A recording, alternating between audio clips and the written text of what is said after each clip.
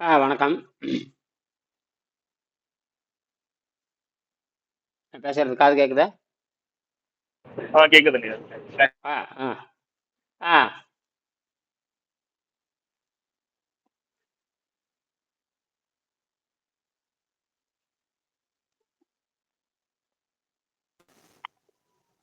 பூரா இன்னைக்கு அறிவியல் வகுப்பு தான். பூரா அறிவியல் தான் இன்னைக்கு. ஞாயிற்றுக்கிழமை ஆமாங்க. இன்னைக்கு. ம் ஆ, ஆமாங்க. நல்ல அறிவியலோட தொடங்கியிருக்கான். நல்ல அறிவியலோட தொடங்கி. வணக்கம் பிஜு. ம் வணக்கம்.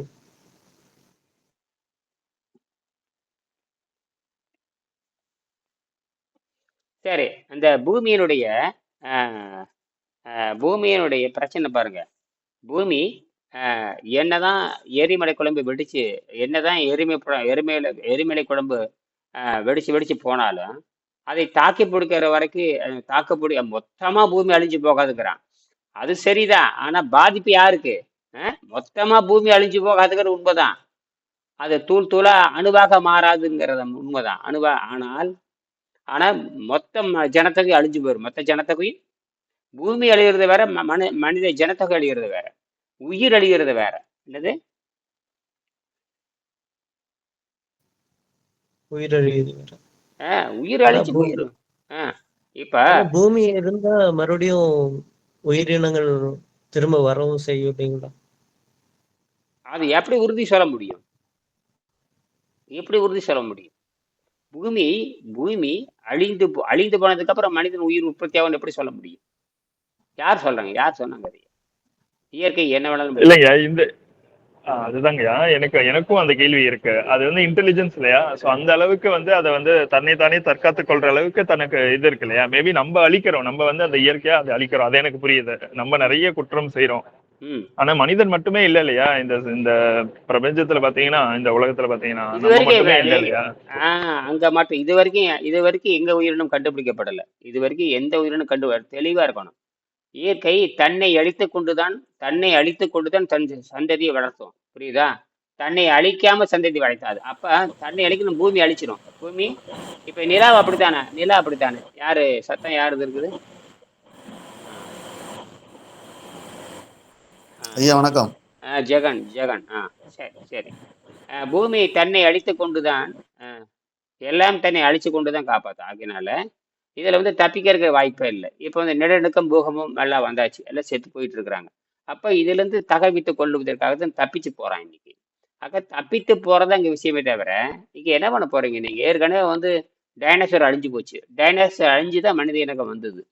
இப்ப டைனோசர் அழிஞ்சு 5 தடவை பூமி அழிஞ்சிருக்குது. அது அந்த பூமி பூமி 5 தடவை அழிஞ்சிருக்குது. அழிக்கும் பொழுது கடைசி அழிஞ்சு போச்சுன்னு பார்த்தீங்கன்னா, அதாவது உடல் பலம் தான் இருந்திருக்கிறதே தவிர அதுக்கு அறிவு பலம் இல்லை. அப்ப அறிவு பலம் இருக்கிறது தான் தப்பிக்கும். அப்ப இயற்கை என்ன தப்பு பண்ணுது இந்த இடத்துல? அறிவு பலம் இல்லாதவங்க எல்லாம் கொண்டு போடுது. அறிவு பலம் இருக்கணும் தப்பிக்க. அதாவது இந்த அறிவு பலம், அந்த அறிவு பலத்தை வைத்துக் கொண்டுதான் தகுந்த வீடு கட்டி விண்வெளியில் வாழ வேண்டும். அதுக்கு தான் 2 கண்டுபிடிப்பு வந்திருக்கு. ஈர்ப்பு விசை மின்சாரமா மாற்ற முடியும், எரிபொருளை மின்சாரமா மாற்ற முடியும். இந்த ரெண்டையும் இந்த வெள்ளக்கார முட்டைகள் செய்யாம இருக்கிறாங்க. இந்தியர்கள் கண்டுபிடிச்சாச்சு. இந்தியர்கள் கண்டுபிடிச்சாச்சு. அப்ப ஈர்ப்பு விசை மின்சாரத்தை மாற்றாத முடியாது. இந்த அறிவியல் தேவையில்லை. தண்ணீரை எரிபொருளாக மாற்றாது. இந்த அறிவியல் தேவையில்லை. அப்ப இவனுடைய மருத்துவ முறையும் தேவையில்லை, இவனுடைய அறிவியல் முறையும் தப்பா இருக்கு. என்ன பேசிட்டு இருக்கிறீங்க? என்ன பேசிட்டு இருக்காங்க இந்த வெள்ளக்கார முண்டங்களுக்கு? ஆரோக்கியத்தை பத்தியும் தெரியாது. தண்ணீரை எரிபொருளா மாற்ற அந்த முண்டங்களுக்கு தண்ணீரை எரிபொருளா மாத்துற விஷயம் தெரியாது. ஈர்ப்பு விசையை மின்சாரமாக்குற அறிவு இந்த வெள்ளக்கார முண்டங்களுக்கு கிடையாது. அப்ப நம்ம குழந்தைகள் பூரா காயடிக்கிற முண்டங்களை வளர்த்துக்கிட்டு இருக்கிறோம். ஆனால் இப்பதான் நீர் மருத்துவம் எல்லாத்துக்கும் பதில் சொல்லுகிறது. நீர் மருத்துவம் 3க்கும் பதில் சொல்லும். விண்வெளியில் வாழ்றதுக்கும் பதில் சொல்லும், நீரை மின்சாரமா மாற்றக்கும் வழி சொல்லும், ஈர்ப்பு விசை மின்சாரம் மாற்ற முடியும். 3 எனக்கு தெரியும். நான் வச்சிருக்கேன். இந்த வெங்கடேசர் சொல்றத 3 நான் வச்சிருக்கேன். அதாவது ஈர்ப்பு விசை மின்சாரம் மாற்ற தொழில்நுட்பம் எனக்கு தெரியும், மின்சாரம் எடுத்து பார்த்துட்டேன். அதே மாதிரி தண்ணீரை மின்சாரம் மாற்றத்தை, அதாவது ஈர்ப்பு விசை மின்சாரம் மாற்ற தொழில்நுட்பம் எனக்கு தெரியும். அதே மாதிரி தண்ணீரை எரிபொருளா மாற்ற மின்சாரம் எனக்கு தெரியும். நீர் மருத்துவத்தில் வாழ்ற மின்சாரம் எனக்கு தெரியும். அதாவது ஹை டெக்னாலஜி பூரா இனி எனக்கு தெரியும். ஹை டெக்னாலஜி பூரா வெங்கடேஷ் எனக்கு தெரியும். ஹை டெக்னாலஜி பூரா எனக்கு தெரியும். அவரும் செஞ்சு பார்த்து கண்டுபிடிச்சாரு, நானும் செஞ்சு பார்த்து கண்டுபிடிச்சேன். இனிமேல் யாரும் உலகத்தை தப்பிக்க முடியாது. எந்த சோம்பேறி முட்டைகளும் தப்பித்துக் கொள்ள முடியாது. அதுக்கு தான் இனிமேல் அறிவியல் தான் நீ கேள்வி கேட்கப்படும். இன்னைக்கு பூரா அறிவியல் தான். இந்த மாதிரி இதை கையில் எடுத்துட்டேன். இதுதான் வெங்கடேசன் சொல்லித்தான் இந்த புத்தகம் நான் வாங்கினேன். இது சாதாரண புத்தகம் இல்லை. இதுல 1001 கேள்வி இருக்கு. இந்த 1001 கேள்வி இருக்கு. இதை பூரா என்ன பண்றீங்கன்னா மனப்பாடம் பண்ணி புரிஞ்சுட்டீங்கன்னா உங்களுக்கு பிறக்கிற குழந்தைகளுக்கு உங்க பேரனுக்கோ அல்லது உங்களுக்கு பிறக்கிற குழந்தைக்கு நீங்க பாடம் எடுத்தா போதுமானது. பள்ளிக்கூடம் அனுப்பாதீங்க. உங்க தாய்மொழியில சொல்லித்தாங்க. நீங்களே ஆசிரியர் இருந்து சொல்லிக் கொடுங்க. புரியுதா? 15 வயசு வர்றப்பக்கு தேர்வு எழுதிருங்க. 19 வயசு பிறகு தேர்வு எழுதிருங்க. வேலை முடிஞ்சு போச்சு. செய்முறையா சொல்லிக் கொடுங்க. பெற்றோர்கள் செய்முறை இறங்க மாறுங்க. ஏன்னா 10 ரூபாய் செலவுல இயற்பியல் சொல்லிக் கொடுக்கலாம். 10 ரூபாய் செலவுல வேதியியல் சொல்லிக் கொடுக்கலாம். 10 ரூபாய் செலவு உயிரியல் சொல்லிக் கொடுக்கலாம். 10 ரூபாய் செலவு தமிழ் சொல்லிக் கொடுத்துருங்க. தமிழ் மட்டும் அந்த குழந்தைக்கு சொல்லிக் கொடுக்க, வேற எதுவும் சொல்லி தராது. இதை மொழிபெயர்த்து கொடுத்துருங்க. அத்தனையும் மொழிபெயர்த்து வந்து படிச்சிருங்க. பள்ளிக்கூடத்து குழந்தைக்கு அனுப்பாதீங்க. அனுப்பிச்சுன்னா அந்த காய் இடிச்சு என்ன பூரா சோத்தை போட்டுருவானுங்க. சோத்தையும் இட்லியும் போட்டுருவானுங்க. முடிஞ்சது உங்க குழந்தை. முட்டையும் போட்டு விட்டுருவானுங்க. என்னது?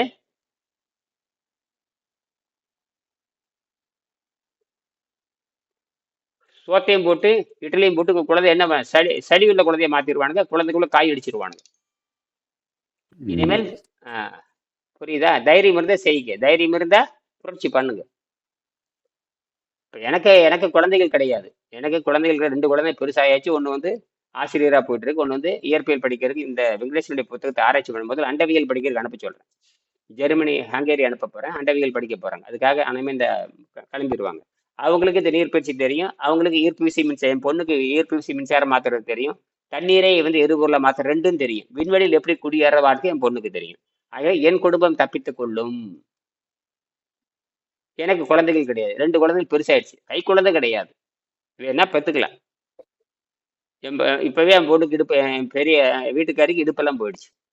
வேலை செய்யாது, அவ்வளவுதான். ஆனால் பரிணாம அறிவியல் அடிப்படையில் ஒரு ஆணும் பெண்ணும் 120 ஆண்டிலே குழந்தை பெற்றுக்கலாம். எத்தனை ஆண்டு? பரிணாம அறிவியல் அடிப்படையில் ஒரு ஆணும் பெண்ணும் எத்தனை வயசுல குழந்தை பெற்றுக்கலாம்? 120. அதுதான் சாகா நிலைன்னு பேரு. அதுதான் சாகா நிலைன்னு. சாகா நிலைன்னு எல்லாத்தையும் வள்ளலார் எல்லாத்துக்கும் பொருள் சொல்லிட்டு போறார். சாகா நிலைன்னு என்ன தெரியுமா அர்த்தம்? நீ செத்து போனாலும் ஒன்று உயிரணு எடுத்து நீங்க அடுத்த உடலை செலுத்தினா அது உயிரோட தான் மாறணும். அதுதான் சாகா நிலை. அதுதான் வாழையடி வாழை நிலைன்னு பேர். என்னது? வாழையடி வாழை. நீ செத்து போனதுக்கு அப்புறம் நீ செத்து இப்ப நாளைக்கு சாக போறேன், உன்னோட உயிரணு எடுத்து பார்த்தா அது உயிரணு எடுத்து பார்த்தோம்னா அதுல சுத்தமா 100 குழந்தைகளை பெற்றுக்கொள்ற அளவுக்கு அது சக்தி இருக்கணும். எத்தனை குழந்தை பெற்றுக்கிற அளவுக்கு? 100 குழந்தை. ஐயா, அப்ப அப்ப நம்ம நீரை குடிச்சுக்கிட்டே அந்த உராய்வை அந்த எலும்பு கோத்ரூ பண்ணாம ஸ்ட்ராங்காவே இருக்கும், வீக் ஆகாது அந்த போன்ஸ். அப்படிதான் புரிஞ்சுக்கணும் இல்லையா? மொத்தமாவே அது என்ன எலும்பு மட்டும்? மொத்த உடலுமே, மொத்தம் இருக்கிற 12 உடலும் நம்ம 12 கட்டமைப்பு இருக்கு. தசை மண்டலம் அப்படியே எண்ணிட்டே வாங்க. தசை மண்டலம், தோல் மண்டலம், நரம்பு மண்டலம், அப்புறம் சதை மண்டலம், எலும்பு மண்டலம், அப்படியே மூக்கள் வச்சுக்கோங்க. நுரையீரல் மண்டலம், ஆலமுலா சுரிப்பு மண்டலம், இறப்பை மண்டலம், கழிவிறக்க மண்டலம், அப்புறம் இனப்பெருக்க மண்டலம், அப்புறம் மண்ணீரல் மண்டலம், அப்புறம் நாளமுலா சிறப்பு மண்டலம், அப்புறம் என்ன நுரையீரல் மண்டலம், அப்புறம் என்ன இன்னொன்று இருக்குது கண்ணாடி ஒளியிலை நரம்பு மண்டலம். அது ஃபோட்டான் நகர்றது. இப்போ அதுக்கு வந்துட்டானுங்க ஃபோட்டானை பற்றி பேச ஆரம்பிச்சிட்டானுங்க. ஃபோட்டான் எங்கடா முண்டை நகரும்? அட முண்டைகளே, ஃபைபர் ஆப்டிக்கல் ஃபைபர் கேபிள் இருந்தது ஃபோட்டானே நகர், வேறு எதிரியே நகராது. அப்போ உடம்புல ஆப்டிக்கல் ஃபைபர் கேபிள் இருக்குன்னு தெரிஞ்சு போச்சு. இதே 12வது மண்டலம். இந்த 12 மண்டலங்கள் தூய்மையாக இருக்கணும்னா ஆகாரத்தை போட்டீங்கன்னா குட்டிச்சேராயிரும். ஆகாரம்ங்கிறது விஷம். கனிகளே விஷமாக மாறும். என்ன மாறும்? அப்ப என்றுமே இளமையாகவே இருக்கலாம். அதைத்தான் என்றும் இளமையாக இருக்கிறதா பொறுத்துதான் நகர்றோம் நம்ம. இப்போ என்றும் இளமை, என்றைக்கு சாகவே கூடாது மனிதனுக்கு.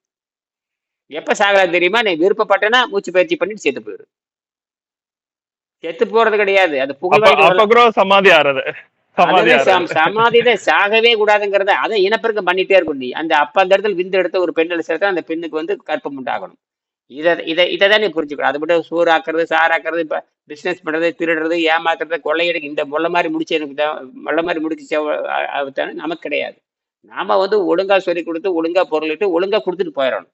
ஒழுங்கா பொருளிட்டனா ஒழுங்கா செலவு பண்ணணும், ஒழுங்கா கொடுத்துட்டு போயிடணும்.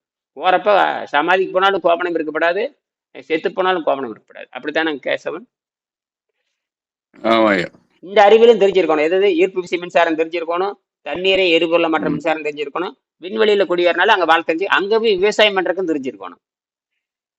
ஏன்னா 15 வயசு வரைக்கும் குழந்தை 15 வயசு வரைக்கும் குழந்தைகளும் கீரை முளைச்சு அந்த கீரை வேவிச்சு அந்த குழந்தை வந்து அன்னப்பாதை தூய்மை செய்யணும். 15 வருஷம் வரைக்கும் குழந்தைகளுக்கு அன்னப்பாதை கொடுக்கணும். தாய்ப்பால் கொடுக்குற பொம்பளை வந்து அங்க ஆணும் பெண்ணும் அந்த விண்வெளியில வீடு கட்டி தான் வாழ போறாங்க. இப்ப 400 கிலோமீட்டர்ல வீடு கட்டி வாழலாம், அவ்வளவுதான்.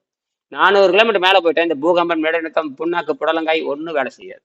அது மட்டும் இல்ல, சூரியனே வந்து ரெட் ஜெயிண்டா மாறிடு. இன்னும் கொஞ்ச நாள்ல சூரியன் வந்து இன்னைக்கோ நாளைக்கோ சூரியன் வந்து ரெட் ஜெயிண்டா மாறி, இப்பவே அதுக்கு பேர் ரெட் ஜெயிண்ட் தான் பேரு. அதுக்கு பேர் தமிழ்ல செந்நாயிறுன்னு பேரு. செந்நாயிற்று செலவும் அந்நாயிற்று பறிப்பும் பறிப்பு சூழ்ந்த மண்டலமும் வழி திரி தரு திசையும் வருதினிட காயமும் என்று இவை சென்று அடர்ந்து அறிந்தார் போலே என்று அந்த சோழ நாட்டு மக்களை சொல்லிக் கொண்ட பொழுது ஈர்ப்பு விசையை பார்த்திருக்கிறாங்க. எல்லா கோள்களும் இழுத்துக் கொள்கின்றன, எல்லா கோள்களும் ஓடிக்கொண்டிருக்கின்றன. ஒரு பக்கம் காற்று இருக்கிறது, ஒரு பக்கம் காற்று இல்லை, விண்வெளியும் இருக்கிறது. இப்படியெல்லாம் எழுதுறானுங்க. ஈர்ப்பு விசையை பத்தி தமிழ் எழுதுறானுங்க. ஈர்ப்பு விசை உண்டுன்னு எழுதுறானுங்க. ஒரு இடத்துல ஈர்ப்பு விசை இல்லைன்னு எழுதுறான். ஈர்ப்பு விசை இல்லைங்கிறதா, ஈர்ப்பு விசை இல்லைங்கிறதா வந்து விண்வெளி. ஈர்ப்பு விசை உள்ளதா கோள்கள். கோள்கள் இருந்தால் ஈர்ப்பு விசை இருக்கும். நிலாவுக்கு போனால் ஈர்ப்பு விசை இருக்கும், செவ்வாய்க்கு போனால் ஈர்ப்பு விசை இருக்கும், பூமியில இருந்தால் ஈர்ப்பு விசை இருக்கும். இந்த மாதிரி 2-3 கோள்களுக்கு தான் ஈர்ப்பு விசை இருக்குது. மற்றதுக்கு ஈர்ப்பு விசை கிடையாது. சிலதுக்கு ஒளி இருக்குது, சிலதுக்கு ஒளி கிடையாது. நட்சத்திரத்துக்கு மட்டும்தான் ஒளி உள்ளது, மற்றதுக்கு ஒளி இல்லை. இதெல்லாம் தமிழ்ல இருக்கு. இப்ப இதுக்கெல்லாம் காரணம்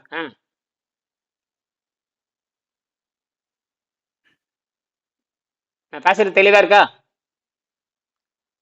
தெளிவா இருக்கு. சொல்லுங்க பிஜு.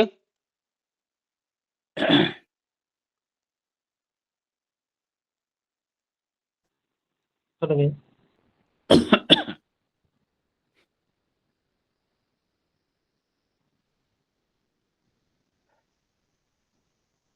சரி, நான் பேசுறது உடனுக்குடன் வருதா, தாமதமா வருதா? கிளியரா இருக்கு, கிளியரா. சரி, அப்ப நீங்க பேசுறதா? நீங்க யோசிக்கிறீங்க, எல்லாருமே யோசிச்சுட்டு இருக்கிறீங்க. மகேஸ்வரி யோசிச்சுட்டு இருக்கிறாங்க. அப்புறம் வந்து சிவா, அதே சிவான்னு ஒருத்தர் வந்திருக்காரு. நேற்று வந்தீங்களா சிவா? அவங்களா? சிவா யோசிச்சுட்டு இருக்கிறீங்க. அப்புறம் சரி சரி சரி. இப்ப கூட ஒரு அந்த வாழ தகுதி உள்ளதா, வாழ தகுதி அற்றதா விண்வெளி அப்படின்னு செய்தி அனுப்பிச்சிருக்கு. அது என்ன புரியுதுன்னு சொல்லுங்க. இன்னைக்கு பூரா அறிவியல் தான். யாரு புரிஞ்சுங்க, யாரு பாத்தீங்க, உங்க அனுப்பிச்சிருக்கும் பாரு. வாட்ஸ்அப்ல அனுப்பிச்சிருக்கேன். எல்லாம் டெலகிராம் வந்துட்டீங்க. எல்லாரும் டெலகிராம் இருக்கிறீங்களா? எல்லாம் டெலகிராம்ல தான் செய்தி பரிமாறிக்கணும். பார்த்துட்டு என்ன இனிமேல் படிச்சுட்டு வரல அப்படின்னு சொல்லக்கூடாது. சொன்னேன்னு உள்ள அனுமதிக்க மாட்டேன். எல்லாம் படிச்சுட்டு தான் வரணும். அதில் அழுதி அனுப்பிச்சிருக்கேன் பாருங்க. அதில் இனிமேல் டெலகிராமில் வந்துருங்க. டெலகிராமில் மட்டும்தான் இனிமேல் செய்தி கொடுப்பேன். அது காலை நீர் மருத்துவம் எல்லாத்தையும் தூக்கிடுங்க, எல்லாத்தையும் அடிச்சிட்டு காலை நீர் மருத்துவத்தில் மட்டும் வச்சுங்க. அதாவது 300 பேர் இருக்கிறாங்க. அதே மாதிரி டெலகிராமில் 400 பேர் இருக்கிறாங்க. இதில் மட்டும் வச்சுக்கலாம். ஏன்னா டெலகிராம் தான் எனக்கு முக்கியம். ஆனால் ஒரு நாள் ஏமாந்து அடிச்சுட்டுனா அதெல்லாம் போயிடுது, அது வம்பு. இந்த டெலகிராமில் மட்டும்தான் நான் கொடுக்க போகிறேன். டெலகிராமில் நீங்கள் பார்த்து அந்த என்ன பெருவரில் தூக்கி காட்டிடணும். ராத்திரி படிக்கலைங்க படித்து இந்த கதையெல்லாம் வரக்கூடாது, படிக்காம இங்கே வரக்கூடாது. இதுலேருந்து ரீட் அண்ட் ரைட் பற்றி கேள்வி கேட்பேன். இதில் 1001 கேள்வி இருக்குது. எல்லாரும் படிச்சாகணும். இதில் படிச்சுட்டு உங்களோட குழந்தைக்கு நீங்கள் சொல்லிக் கொடுக்கணும். நீர் மருத்துவத்தை சொல்லிக் கொடுக்கணும், திருக்குறள் சொல்லிக் கொடுக்கணும். ரீட் அண்ட் ரைட்ல வந்து 101 கேள்வி பதிலாக சொல்லிக் கொடுக்கணும். அது 101 கேள்விகளுக்கு பதில் சொல்லிக் கொடுத்தீங்கன்னா மொத்த அறிவு உங்களுக்கு வந்தாச்சு. உடனே டிரான்ஸ்லேட் பண்ணுங்க, குழந்தைங்களுக்கு சொல்லிக் கொடுங்க. இப்போ நான் அதுலேருந்து கேள்வி எல்லாம் கேட்க போகிறேன். இனிமேல் அதுலேருந்து பதில் வரும். நான் வெங்கடேசன் பேசுனதே 99% அறிவியல் தான், பிசிக்ஸ் தான். இப்போ இருந்த குவாண்டம் பிசிக்ஸ் பற்றி 2 பேர் பேசிட்டு இருப்போம். அப்போ குவாண்டத்தை பற்றி நாங்கள் பேசலை, புரியுதா? ஆனால் குவாண்டத்துக்கு தேவையான எல்லா விஷயம் நாங்கள் பேசிட்டோம். எப்படி ஐன்ஸ்டீன் வந்து குவாண்டத்தை ஸ்டார்ட் பண்ணி வச்சுட்டு போனார். ஆனால் குவாண்டத்தை அவர் புரிந்து கொள்ளலை. குவாண்டத்தை ஸ்டார்ட் பண்ணி போனதே அவர் தான். கடைசியில் குவாண்டத்தை புரியல அப்படிங்கிற, அதாவது ஆரம்பிச்சது யாருக்கு? அவருக்கே புரியல. குவாண்டம் மெக்கானிக்ஸத்தை ஆரம்பிச்சு வச்சதே யார் தெரியுமா? குவாண்டம் பிசிக்ஸ் ஆரம்பிச்சது யாருங்க? குவாண்டம் பிசிக்ஸை ஆரம்பித்தது யாரு? ஐன்ஸ்டைன். கடைசியில் அவருக்கே புரியல. அவருக்கே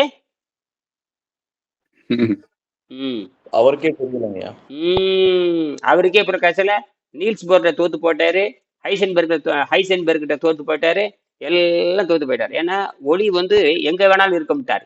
அதுதான் பிரச்சனையே. இப்ப அதைத்தான் சொல்றான், ஒளி எங்க வேணாலும் இருக்கும். அதாவது பாத்தீங்கன்னா காலையில ஒளி எங்க வேணாலும் இருக்கமிட்டான். அது அவர் டவுசர் கண்டுபிடிச்சு அவருக்கு ஒளி இந்த இடத்துல தான் இருக்குன்னு அவர் சொல்றாரு. ஒளி எங்க வேணாலும் இருக்கமிட்டான் போட்டு டவுசர் கண்டுபிடிச்சு. அப்ப யாரு கண்டுபிடிச்சு? அவர் ஐன்ஸ்டீன்.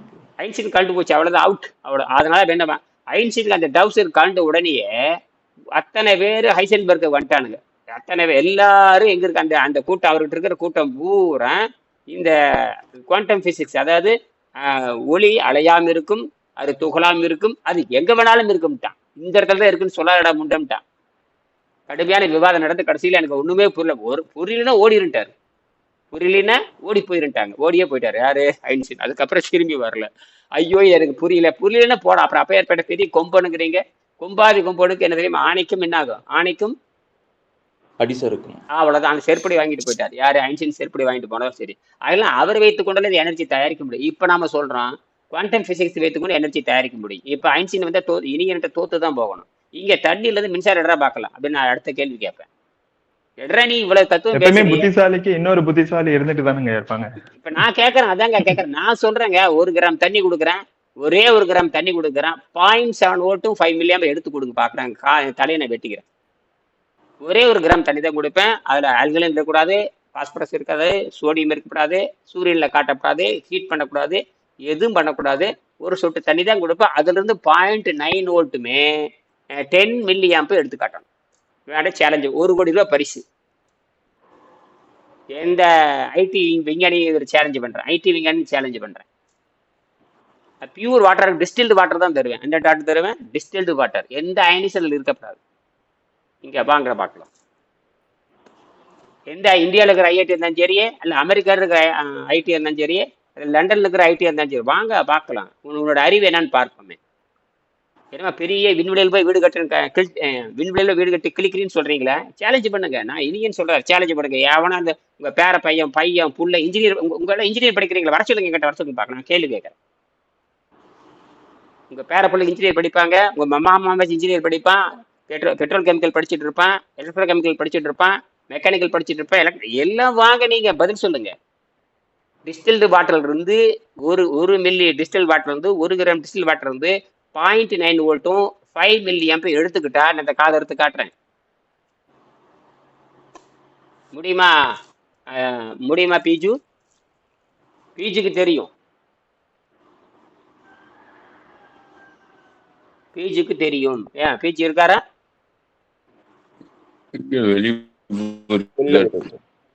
பீஜு போயிட்டாரா? ஆமாங்க சார். திருலோக சேர்ந்தார், அவரும் போயிட்டாரா? கட் ஆயிடுச்சா?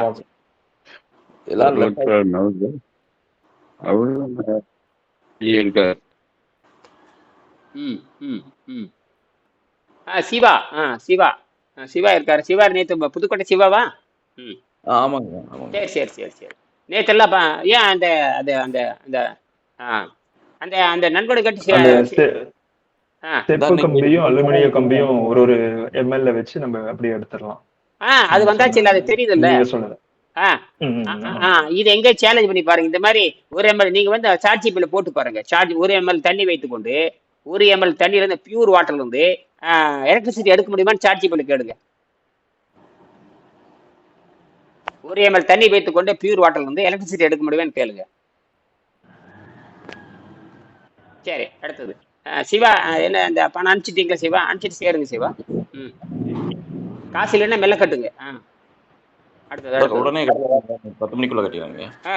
கட்டிட்டு முதல் வகுப்பு தான், செய்முறை கிடையாது. செய்முறைனே நீங்க இதுல எப்படின்னு கேட்டீங்கன்னா, நீங்க வந்து இதுல இருக்கிறவங்க வந்து இந்த தத்துவத்தை படிச்சுட்டு நீங்களே டாக்டரா மாறிடணும். புரியுதா? என்னவா மாறிடணும்? டாக்டரா மாறிடணும். ஆமா, டாக்டரா மாறலன்னு அவ்வளவுதான். ஆகாரத்துக்கும் ஆரோக்கியத்துக்கு சம்மந்தம் இல்லை. நான் வந்து 100 வீடியோ 1000 வீடியோ போட்டாச்சு, 10,000 வீடியோ போட்டாச்சு. இனி அதை பேசிட்டே இருக்கணும். ஆகாரம் சாப்பிட்டீங்கன்னா மரணம் தான். ஆமாங்க. இனிமேல் யாரோட தொடர்பு வச்சுக்காதீங்க. ஆகாரத்தை பேசுறத போகாதீங்க. ஆகாரம் எப்படி தெரியுமா? ஆகாரம் ருசிக்காக வைத்துக் கொள்ளலாம், ஆரோக்கியத்தை வைத்துக் கொள்ள முடியாது. அப்ப ஏற்கனவே சாப்பிட்டது பூரா வெளியே எடுத்தாகும். ஏற்கனவே சாப்பிட்டது பூரா எடுத்து உடம்பு உண்மையான எடையை கண்டுபிடிக்கணும். உண்மையான எடை கண்டுபிடிக்க 6 மாசம் ஆகும். அந்த 6 மாசத்துக்கு உண்மையான எடையை கண்டுபிடிச்சிட்டீங்கன்னா 120 ஆண்டுக்கு மரணம் கிடையாது. 120 ஆண்டு குழந்தை பெற்றுக்கலாம். போதுமா? 120 ஆண்டு குழந்தை பெற்றுக்கலாம். நீங்க சாக போற நேரத்துல கூட விந்து உற்பத்தி அவ்வளவு ஸ்ட்ராங்கா இருக்கும். அது சாவு என்பது விருப்பத்தில் சாவு என்பது விருப்பத்தில் தான் வர வேண்டுமே தவிர நோயில் வரக்கூடாது. என்னது? சாவு விருப்பத்துல தான் வரணுமே தவிர நோயில் வரக்கூடாது. அதுதான் இயற்கையின் விருப்பம். அதுக்கு தான் இவ்வளவு பெரிய சக்தி கொடுத்துருக்கு. நம்ம உடம்புல வந்து நைட்ரஜன் இருக்குது, ஆக்சிஜன் இருக்குது, ஹைட்ரஜன் இருக்குது, கார்பன் எல்லாமே இருக்கு உடம்புல. இந்த முண்டங்கள், இந்த சோத்து முண்டங்களும், இந்த நியூட்ரிஷன் முண்டங்களும், வெள்ளைக்கார விபச்சார முண்டங்களும், நியூட்ரிஷன் விபச்சார முண்டங்களும், உணவை பேசுகின்ற விபச்சார முண்டங்களும் நம்மள முட்டாளாக்கிட்டு போயிட்டானுங்க. இந்த முண்டங்கள்லாம் சேர்ந்து நம்மளை காப்பாற்ற போறதில்ல. எந்த மொழி படிச்சாலும் ஆரோக்கியத்தை மட்டும் எவனாலையும் தர முடியாது. எந்த மொழியிலையும் ஆரோக்கியம் கிடையவே கிடையாது. ஆரோக்கியம் தமிழ் மொழியில மட்டும்தான் இருக்குன்னு. இப்ப நீங்க சொல்றீங்க 30 வருஷம் முன்னாடி நானே ஒத்துக்க மாட்டேன். 30 வருஷம் முன்னாடி சொன்னா எனக்கும் முடிச்சுட்டு இருப்பேன். நானும் மூக்கு ஒழிக்கிட்டு தெரியுவேன். எனக்கும் தெரியாது இது. அப்புறம் தான் தெரியுது. அது ஆராய்ச்சி பண்ணி கண்டுபிடிச்சுங்கிறது தான் தெரியுது. ஜெர்மன்லயும் தமிழ்ல தான் இருக்குன்னு தெரிஞ்சு போச்சு. ஜெர்மனில இருக்கு. 43,74,000 வருஷமா வந்து தமிழ் மொழி பாரம்பரியம் மிக்கதுங்க. சித்தர்கள் நூல்கள் எழுதியிருக்காங்க. சரி சரி, நல்லது ரொம்ப மகிழ்ச்சி தான். ஆகையினால அந்த ஜெர்மனி மக்கள், அந்த ஜெர்மனி விஞ்ஞானியான டாக்டர் அர்னால்ட் ஹெக்ரட், அந்த ஊர்ல அவருக்கு மதிப்பு இல்லை. ஆக தோன்றின் புகழோடு தோன்றுங்கிறாரு. வள்ளுவர் சொன்ன மாதிரி அவர் அமெரிக்கா போறாங்க, அவருக்கு புகழ் வந்துருச்சு. சொந்த நாட்டுல புகழ் கிடைக்கல. சொந்த நாட்டுல ஜெர்மனி நாட்டுல அந்த அர்னால்ட் ஹெக்ரட்டுக்கு சொந்த நாட்டுல புகழ் கிடைக்கல. அவர் ஃபாஸ்டிங் பத்தி எழுதுறாரு. ஃபாஸ்டிங்னா என்ன? ஃபாஸ்டிங் ரீஜென்ரேட் ஆகுதுங்கிறாரு. ஃபாஸ்டிங் வந்து ரீஜென்ரேட் பண்ணுது, தன்னைத்தானே அழியாமல் காப்பாற்றிக் அப்ப தன்னைத்தானே அழியாமல் காப்பாற்றிக் கொள்ளுகின்ற அறிவோட தான் இந்த உடம்பு படைச்சிருக்கு நமக்கு. அப்பயே இந்த இயற்கை அறிவு ஏன் இந்த வெள்ளக்கார முண்டங்களுக்கு வரல? ஏன் தமிழ்நாட்டில் இந்தியாவில் இருக்கிற 140 கோடி பேருக்கு ஏன் இது தெரியலன்னு கேட்குறேன். 140 கோடி பேர்ல ஒருத்தனுக்கு கூட அறிவு வேலை செய்யுதான்னு கேட்குறேன். அது என்ன ஜெர்மானியருக்கு மட்டும் அறிவு வேலை செய்யுது? அது என்ன வெங்கடேசனுக்கு மட்டும் அறிவு வேலை செய்யுது? இங்க இருக்கிற 140 கோடியில பார்த்தீங்கன்னா ஐஐடி வந்து 100 ஐஐடி இருக்கு மாதிரி தெரியுது. சிஎஸ்ஆர் இருக்கு, சிஎஸ்ஐஆர் இருக்குது, செக்ரி இருக்குது, சிஎஸ்ஐஆர் இருக்கு, டிஆர்டிஓ இருக்கு, இஸ்ரோ இருக்கு. இதெல்லாம் என்ன பண்ணிட்டு இருக்க? மணி அடிச்சுட்டு இருக்கிறீங்களா எல்லாருமே? கேட்டா இட்லிங்கிறான், கேட்டா தோசைங்கிறான், கேட்டா பூரிங்கிறான், கேட்டா மாவுங்கிறான், கொழுப்புங்கிற, புரதங்கிறான். எதுவும் கண்டுபிடிக்கிறது இல்லை. என்னடா கண்டுபிடிச்சிங்க நீங்க? ஈர்ப்பு விசையிலிருந்து மின்சாரம் எடுக்க முடியுமா? தெரியாது.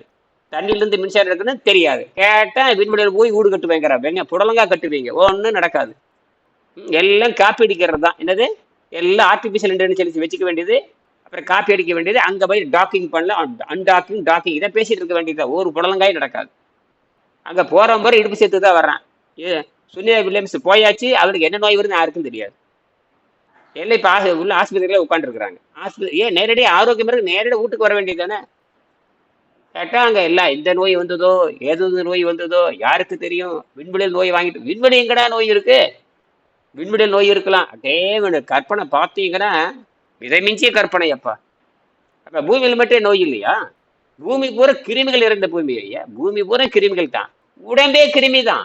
இப்ப இன்னைக்கு எழுதியிருக்கேன் பாருங்க, 408வது பக்கத்துல ரீடர் டைஜஸ்ட்ல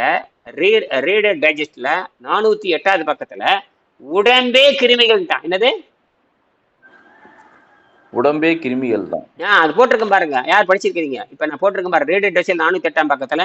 ஃபேஸ்புக்கில் இதுலையும் போட்டிருக்கேன், இதுல காலை நீர் மருத்துவத்திலையும் போட்டிருக்கிறேன், டெலகிராம்லும் போட்டிருக்கேன். படிச்சு பார்த்தீங்களா? படமோட போட்டு ஒரு கை வந்து படம், எம்ஆர்ஐ ஸ்கேன் படம் எடுத்து இந்த கையோட படம் போட்டிருக்கேன். யார் படிச்சீங்க?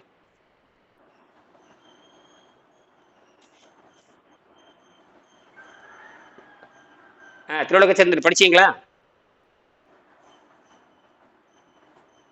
திருவுலகச்சந்திரன் படிச்சீங்களா? படிச்சேங்க. என்ன போட்டிருக்கு அதுல? ஹெலிகாப்டர் பைலோரி வரும். அதை பார்த்தீங்கன்னா ஹெலிகாப்டர் பைலோரி ஒன்று வரும். ஹெலிகாப்டர் பைலோரி, ஹெலிகோ பாக்டரி பைலோரின்னு ஒன்று வரும். ஹெலிகோ பாக்டர் பைலோரின்னு 2005 ஒரு விஞ்ஞானிக்கு நோபல் பரிசை வாங்கினாரு. வயிற்றுல புளிப்பு கிருமிகள் இருக்குன்னு சொல்றதுக்கு ஒரு நோபல் பரிசு வாங்கிட்டான் ஐயா. வயிற்றுல புளிப்பு கிருமிகள் இருக்கு. நாம தான் புளிப்பு கிருமி இருக்குன்னு சொல்றோமே, அந்த புளிப்பு கிருமியை இனங்கண்டு பிடிச்சா ஒருத்தர் 2005 ஒருத்தர், 2 விஞ்ஞானிகள் கண்டுபிடிச்சானுங்க 2005. ஹெலிகோ பாக்டர் பைலோரி பேரே நுழைய மாட்டேங்குது. இந்த ஹெலிகாப்டர் மட்டும் நினைவு வச்சிருக்குது எனக்கு. ஹெலிகோ பாக்டர் பைலோரி, ஹெலிகோ பைலோரின்னு போடுங்க, ஹெலிகோ பைலோரி பாக்டீரியான்னு போடுங்க, ஹெலிகோ பைலோரி பாக்டீரியா போடுங்க. நம்ம உடம்புல கோடிக்கணக்கான கிருமி இருக்கு. நம்ம சாப்பிட்றது பூரா அதுல வந்து ஹெலிகோ பாக்டர் பைலோரி 2 கிருமி இருக்கு. அது நெகட்டிவ் ஹெலிகோ பைலோரி இருக்குது, பாசிட்டிவ் ஹெலிகோ பைலோரி இருக்கு. ஹெலிகோ பாக்டோ பைலோரி போடுங்க. நம்மளை சாகடிக்கிறது அதுதான். இந்த குடல் புண்ணு வந்து தற்கொலை பண்ணிக்கிறாங்க தெரியுங்களா? நிறைய பேர் குடல் புண்ணு வந்து தற்கொலை பண்ணிக்குவாங்க. கேள்விப்பட்டிருக்கிறீங்களா? குடல் புண்ணு வந்து தற்கொலை பண்ணிக்குவாங்க, கேள்விப்பட்டிருக்கிறீங்களா? வயிற்று வலி. அது கரெக்டா சொல்லிட்டீங்க. அந்த காலத்துல தினத்தந்தில வரும், அந்த பெண் திடீரென்று தூக்குமாட்டி செத்துக் கொண்டால், திடீரென்று நீண்ட காலமா வயிற்று வலியில் அவதிப்பட்டால், என்னடா புண்ணாக்குன்னு பார்த்தா ஒரு அளவும் கிடையாது, வயிற்றுல குடல் புண்ணு. அது என்னடா வயிற்று வலி கொடூரமானது. வயிற்று வழியாக தூக்கிட்டு அப்பெல்லாம் இப்ப தூக்கு மாட்டுறது ரொம்ப குறைஞ்சு போச்சு. அப்பெல்லாம் தூக்கு மாட்டுறது நினைச்சே தூக்கு மாட்டிக்குவாங்க, நினைச்சா. வயிற்று வலி தான் மூட்டு வலியா ஆகி போச்சு, மாறி போச்சாட்டிருக்கு. அந்த வயிற்று வலி ஏன்னா மூட்டு வலியா அது மாறி. ஆ, இங்க டிரான்ஸ்ஃபர் பண்ணிடுச்சாட்டிருக்கு. அதே அதே அதே அதே எல்லாம் தான். ஆ, எல்லாம் முட்டி அடிச்சு கிடக்குறான். ஆ, அப்படி வாங்க அப்படி வாங்க. அப்போ அந்த ஹெலிகோபாக்டர் பைலோரி போட்டு பார்த்து வந்துருச்சா? யார் பாக்குறீங்க? பாருங்க, யாரோ ஒருத்தர் பாருங்க. வந்துருச்சுங்க. ம், Mutants, flagellate helicobacteria. ம், Mutants can have a ம், rod or curved disc. ம், Its body is thought to evolve to penetrate the lining of the stomach ம், ம், ம். and thereby establish infection. அது வயிற்றுல இருக்கிற லைனிங்ல வந்து பெனிட்ரேட் ஆகி இன்ஃபெக்ஷன் கிரியேட் பண்ணுது. அந்த மூக்கஸே பாரு, ரொம்ப கொடூரம் என்னன்னா, அந்த மூக்கஸ் பாருங்க, மூக்கஸ் இந்த இடத்துல வந்து பாதுகாப்பான மூக்கஸ். நமக்கு என்ன பாதுகாப்பான சளி இருக்குது? என்னது, என்ன சளி? பாதுகாப்பான ப்ரொடெக்டிவ் லேயர் மாதிரி. இந்த சளி வந்து ஆளை கொல்லும். அதை இயற்கையா உற்பத்தி பண்ணுகிற சளி வந்து லூப்ரிகேட்டிங்கா மாறும். அப்ப சளி ஆளை கொல்லும், அது நமக்கு தெரியுது.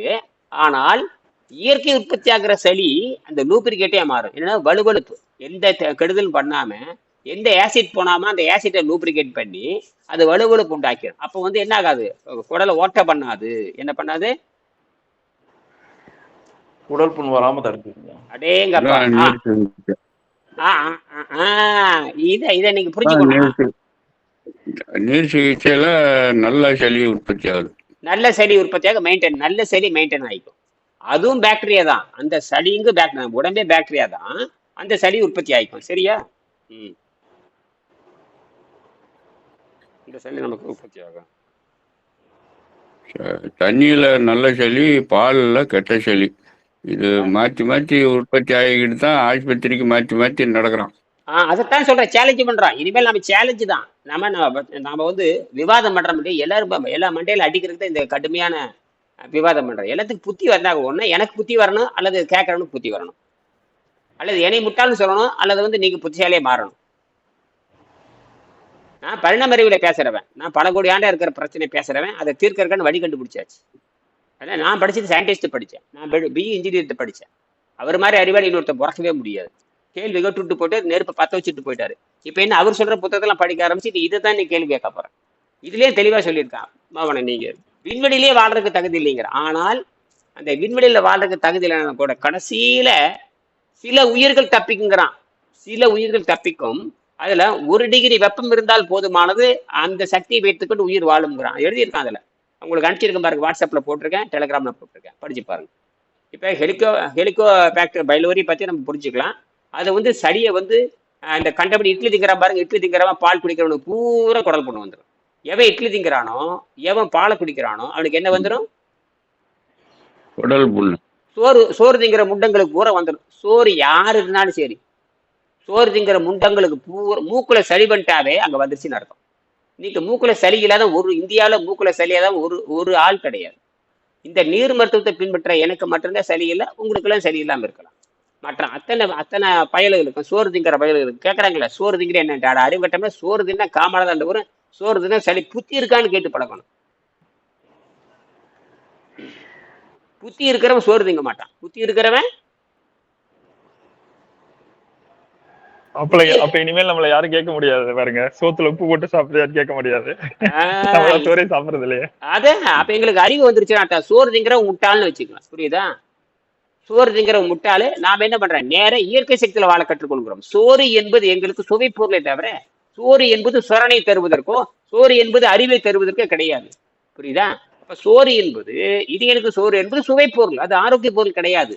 அதனாலதான் சோறை வந்து நுகர்வு பொருளை வச்சிருக்கான். சோறு எதை கொண்டு வச்சிருக்கான்? டிஃபன் மீல்ஸ் அத்தனையும் நுகர்வு பொருளாக வைத்திருக்கிறான். அதனாலதான் நுகர்வோர் பாதுகாப்பு சங்கம்னு பேர் வச்சிருக்கான்.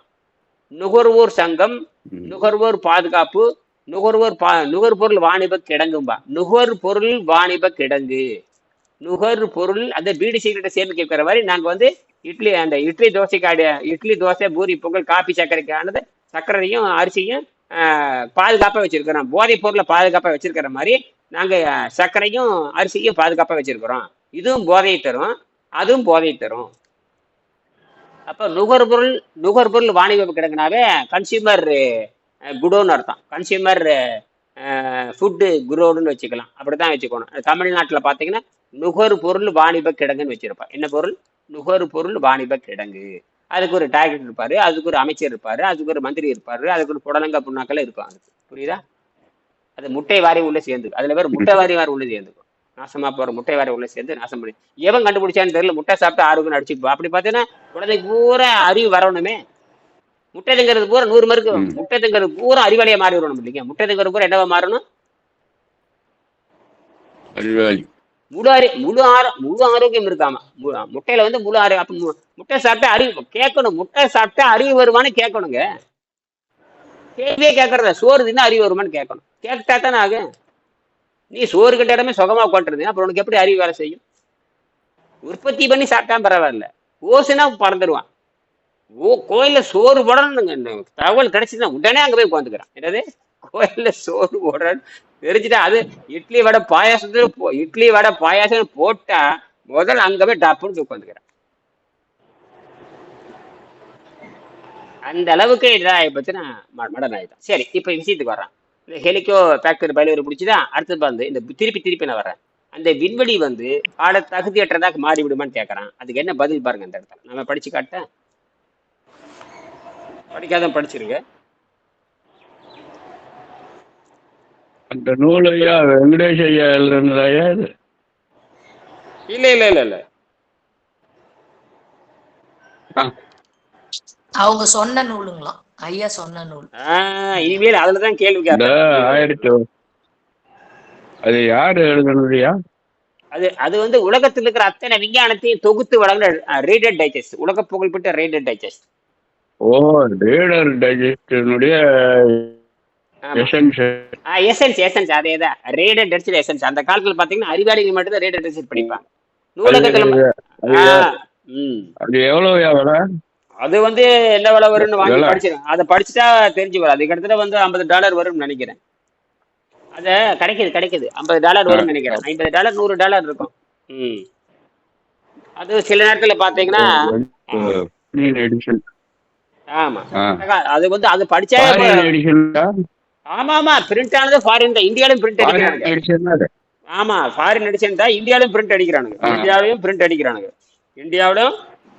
அடிக்கிறானுங்க. பாருங்க அற்புதமா இருக்கு. எல்லாமே அற்புதமா இருக்கும்.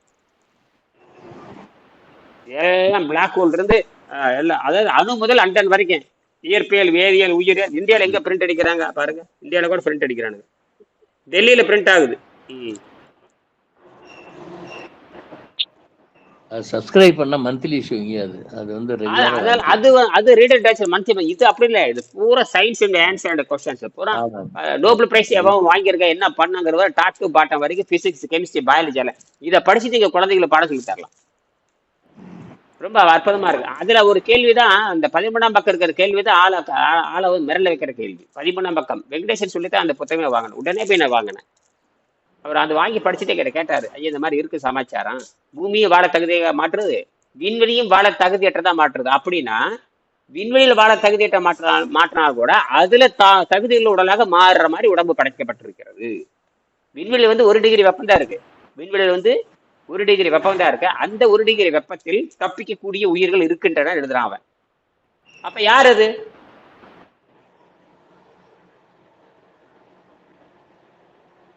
உடனே இந்த கேள்வி கேட்டு ஒரு ஐஐடி டீச்சர்கிட்ட கேள்வி வைக்கலாம், ஐஐடி மாஸ்டர்கிட்ட கேள்வி வைக்கலாம்.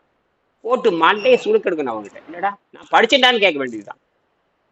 ஏன்டா பூமியில விண்வெளியில் வாழ்றதுக்கு தகுதி இல்லைன்னு சொல்றீங்களே, விண்வெளி வாழ்றதுக்கு தகுதி இருக்கான்னு கேட்டு பாருங்க. திருன்னு அவன் முடிக்கணும். நாம அதுக்கு பதில் சொல்லணும். ஆனா விண்வெளியில் வாழ்றதுக்கு தகுதி இருக்கா இல்லையான்னு கேட்டா அவன் பதில் சொல்லணும். தெரியல மட்டும் அவன் சொல்லக்கூடாது. நீ தான் பெரிய ஐடியில் படிக்கிறவன் அறிவாளின்னு சொல்றீங்க இல்லையா, நான் கேட்கறதுக்கு பதில் சொல்றான்னு கேட்கணும். புரியுதா? கோஆர்டினேஷன்ல வெளிநாட்டு எடிஷன்லயா இந்த ம் ஃபாஸ்டிங் கேன் சேவ் யுவர் லைஃப்னு ஒரு அமெரிக்கன்னு யாரோ எழுதியிருக்காங்க. சரி. அத ஜான்சனு யாரு அதுலயும் இதுதான் சொல்லுது. என்ன சொல்றாருன்னா, um we cannot gain strength and immunity um unless we eat um அப்படின்னு யாரே சொல்லி கொடுத்துட்டு போயிட்டான் இந்த சமுதாயத்துல. ஆ நம்ம சாப்பிடலன்னா எதிர்ப்பு சக்தி வராது, ஸ்ட்ரென்த்தும் வராது உடம்புக்குன்னு யாரே சொல்லிட்டு போயிட்டான். ஆ அதை எவ்வளவு நாளைக்கு இந்த இந்த அறிவை வச்சுட்டு போகணும்னா அவ்வளவு நாளைக்குள்ள இந்த சமுதாயமே சுடுகாட்டுக்கு தான் போகணும்னு எழுதியிருக்கிறான். அருமை அது அருமை இங்கிலீஷ் அருமை. புக்குயா, ம் அது அருமை. தேடிக்கிட்டே இருக்கிறேன், எங்க வச்சிருக்கிறேன்னு தெரியல. தலைப்பு இல்ல. ஃபாஸ்டிங் கேன் சேவ் யுவர் லைஃப்னு ஒன்று. ஃபாஸ்டிங்கா இன்னொருக்க ஃபாஸ்டிங் சொல்லுங்க. Can ah. Can fasting can save your லைஃப்னு இருக்குது. அதில் தான் இதெல்லாம் இருக்கு. அப்ப அது எழுதுங்க, அது போடுங்க. ஃபாஸ்டிங் எவ்வளவு இல்ல இல்ல அவர் பாக்கெட்டுச்சா போடுங்க. சேவ் யுவர் லைஃப், சரி நிறுத்துங்க. சேவ். சரி போதும் போதும். அவர் கேட்டாரு. பிஜி போடுங்க, திருடகச்சந்தர் போடுங்க. ஃபாஸ்டிங் கேன் சேவ் யுவர் லைஃப்னு போட்டு வா அந்த புத்தகத்தை தேடுங்க. என்ன சொல்றேன்னு பார்க்கலாம். ம் அது அற்புதமான புஸ்தகம்யா. சரி சரி இதை என்னதான் சத்து வருதுன்னு சொல்லிக்கிட்டு இருந்தீங்கன்னா எல்லாம் நோய் வந்து தான் சாவீங்கன்னு எழுதியிருக்காரு. Fasting can serve fasting can serve fasting can save save save your life. உன்னுடைய உயிரை காப்பாத்துறதே ஃபாஸ்டிங் தாங்கிறாரு. சரி ரைட் ஓகே ஓகே. அது பார்த்துக்க அர்னாடெக்ரேட் தியரி தான். அது கரெக்டாக பார்த்தீங்கன்னா அர்னாடெக்ரேட் தியரி தான். அதே தான் இவர் கொஞ்சம் விவரமா எழுதியிருக்காரு. எங்கிட்ட இருக்குது பாருங்க. ஹெர்பர்ட் மெல் எம் ஷெல்டன் வருதுங்கய்யா. அதே தான் ஐயா, ஹெர்பர்ட் ஷெல்டன் தான். அது எவ்வளவு விலைன்னு தெரியல. நான் வாங்கினேன் இங்க, அது எங்க போயிடுச்சானே தெரியலப்பா. அந்த புக்கை தேடிக்கிட்டு கிடக்குறேன், கிடைக்கல. அந்த புத்தகம் தான் இதுங்க. அந்த புத்தகம் தான் இதுங்க. அந்த புத்தகனுடைய அதுக்கு மூலவரே இவரு தான். அந்த புத்தகம் மூலவரே ரேஷனல் ஃபாஸ்டிங் அதுதான். இது அதுதான் வச்சிருக்கேன், கையில வச்சிருக்கேன். அதுதான் அது. இல்லையா ஷெல்டன் சொன்னாருல்ல திருலோகர். ஆமாங்க, ஷேர் பண்றேங்க. அதுக்கு மூலவரே அதுக்கு இவரு தான் கண்டுபிடிச்சதே. யாரு கண்டுபிடிச்சது? அர்னால்ட் டெக்ரேட் தான் கண்டுபிடிச்சது. அதை கண்டுபிடிச்சது அர்னால்ட் டெக்ரேட் தான். அத கொஞ்சம் விரிவு பண்ணிருக்காரு அவரு. உரை எழுதியிருக்காங்க, அவ்வளவுதான். என்ன சத்து வரும்னு சொல்லிக்கிட்டு இருந்தீங்கன்னா செத்து தான் போவீங்கன்னு அந்த ஆளு அந்த புக்லயே எல்லாம் எழுதிட்டாரு. சரி ஓகே ஓகே. அது புரிஞ்சுது. சுருக்குங்க, பேச்ச சுருக்குங்க. அதுக்கு மூலவரே இவர். அவருக்கு அதுக்கு மூளை யாருன்னு கேட்டீங்கன்னா அர்னால்ட் டெக்ரேட் மூலவர். அதோட நிறுத்துங்க. வெங்கடேஷ மாதிரி இவரு, வெங்கடேஷ் ஐயா மாதிரி. அதான் இதுல எழுதிட்டாரு அவரு. இந்த ரேஷனல் ஃபாஸ்டிங் எழுதியாச்சு. அதுக்கப்புறம் இந்த 2 புத்தகம், அதுக்கப்புறம் இன்னொரு புத்தகம் இருக்கு. இது பாரு, இந்த 2 புத்தகம் தான் உலகத்தை மாத்துறது. இது வந்து மூக்கஸ்லஸ் டயட் சிஸ்டம். இதுலயே ஃபாஸ்டிங் பத்தி இருக்கு. Mucusless diet system, diet healing system, rational fasting.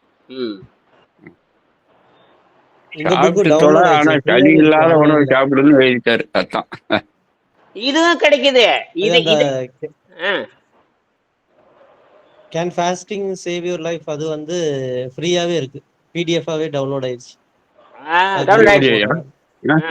Download ஆயிடுச்சு. ரைட் படிக்க. அதே மாதிரி ரேஷனல் ஃபாஸ்டிங் டவுன்லோட் ஆகும். ரேஷனல் ஃபாஸ்டிங் டவுன்லோட் ஆகும். மூக்கஸ்லஸ் டெய்லி டவுன்லோட் ஆகும். அந்த டவுன்லோட் தான் அவனுக்கு அப்படி அனுப்பிச்சு விட்டுருங்க. அவருக்கு யாருக்கு? அவருக்கு அனுப்பிச்சு விட்டு எல்லாம் எனக்கு எல்லாத்துக்கும் அனுப்பிச்சு விட்டுருங்க. அது போக இந்த ரீடர் டைஜஸ்ட் வந்து பிடிஎஃப் இருக்கான்னு பாருங்க. ரீடர் டைஜஸ்ட் பிடிஎஃப் இருக்கான்னு பாருங்க. சரி, அது இருந்து பார்த்துட்டு அனுப்புங்க. அப்ப அது அனுப்பலாம். மூக்கஸ்ல அது எப்போனே டவுன்லோட் பண்ணி வச்சிருக்கேன். இப்ப இந்த கையில புத்தகமே இருக்கு. இந்த 2 புத்தகம் போதும். அடுத்தது இதை நீங்க படிச்சிருங்க. அந்த ரீடர் டைஜஸ்ட் படிச்சிருக்கு. இதை படிச்சுட்டு தான் கேள்வி. இதுல என்ன கேட்டிருக்காங்கன்னா, பூமி திருப்பி எங்க வர்றான்? பூமி வாழ தகுதியற்றதாக மாறிவிடும். அதே போல விண்வெளியும் வாழ தகுதியற்றதாக மாறிவிடும். யாரு பேசுங்க. கருத்து சொல்லலாம்.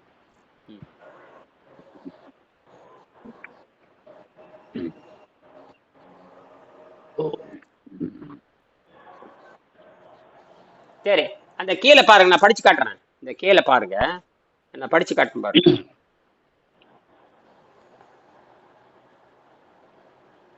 சரி, பிரபஞ்சம் இறுதியில் வாழ தகுதியற்றதாக மாறுமா?